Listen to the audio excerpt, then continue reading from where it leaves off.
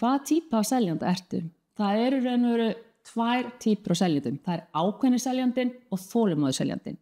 Ákveðni seljandinn seljandi sem vill selja hratt og vel, hann vill fá rétt verð fyrir eignina, en hann nennir ekki að hafa nú lengi á sölu, þannig að hann kemur inn á réttu verði og fókusar á að selja hana.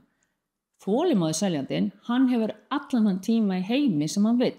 Hann vill selja fyrir rétt verð og honum alveg sama hvort það taki 2 vikur, 2 mánuði eða jafnvel hálft ár að fá verðið sem hann búinn að einsetja sig að fá fyrir eignina.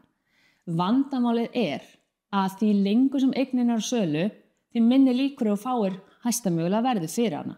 Þannig að sá sem líklegri til að fá betra verð og jafnvel hærra verð þegar upp í staðið ákveðni seljandinn, því hann velur hana rétt, hann fær fleiri kaupendur á borðinu og það jafnvel meiri líkur á því hann selja ásettu eða jafnvel yfir.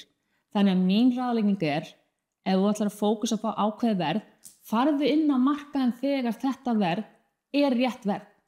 Annars gætirðu legið með eignina í 6 mánuði og ég get lofa því ef þú þarft að taka til einu sinni viku fyrir sýningar í 6 mánuði, þá ertu búin að algjörlega nóg af ferlinu.